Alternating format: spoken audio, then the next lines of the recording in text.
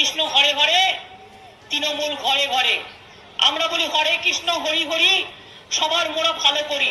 আর BJP কি বলে জানেন? লোক দেখানো, লোক ঠেকানো। বলে হরে কৃষ্ণ হরি হরি, গ্যাসের দাম 900 টাকা করে। অনেকে তো জানেই না, বড় বড় কথা বলে। আজকে বলুন না, চুরি আমায় কেন করতে হবে? আমি তো পার্লামেন্ট থেকে 7 বার এমপি ছিলাম, 1 লক্ষ টাকার বেশি আমার পেনশন হয়ে গেছে। আর অ্যাজ এ চিফ মিনিস্টারও তো অন্তত 1.5 লক্ষ টাকার মতো সবকিছু মিলিয়ে আমি পেতে পারি। মানে মিনিমাম আমি বললাম, এখানে সবচেয়ে কম এমএলএদের ভাতা।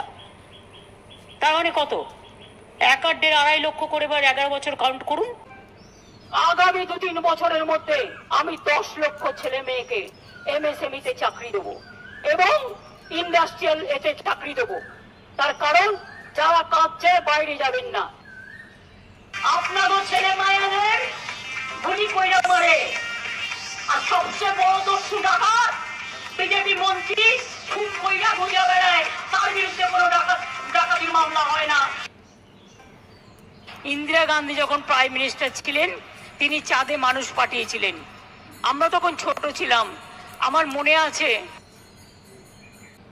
মোদী বাবুর নেতা হবে, কখনো রাশিয়ায় যাচ্ছেন, রাশিয়ায় গিয়ে প্লেন কিনছেন, কখনো ফ্রেঞ্চে যাচ্ছেন, ওখানে গিয়ে প্লেন কিনছেন।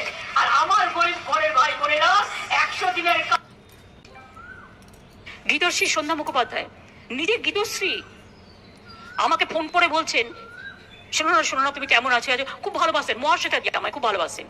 মহাশ্বেতা দিয়ে প্রতিদিন আমায় ফোন করতেন, বকতেন, এই খেয়ে বেরিয়েছো, না খেয়ে বেরিয়েছো নিশ্চয়ই, মানে আমাকে বকাবকি করতেন আদরের ছলে। আমরা ভোট দেবো জোড়া ফুল দেখিয়া, ভোট দাও ঠাকিয়া। জোড়া ফুল দেখিয়া ভোট দেও ঠাকিয়া।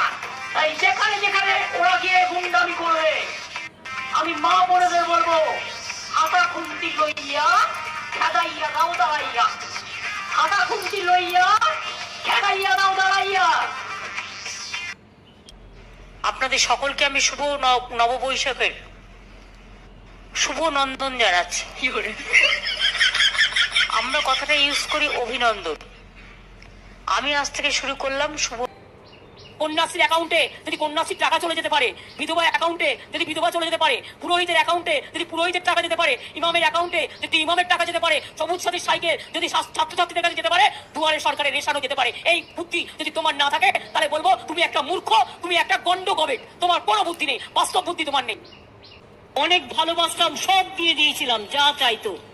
আমি একটু অন্ধবিশ্বাস করি, বলতে পারেন আমি একটু গাধা আছি, আমি একটু বোকা আছি, আমি একটু সহজ সরল মানুষের মতো বিশ্বাস করে ফেলি তাড়াতাড়ি, তাতে আমায় ঠকতেও হয়।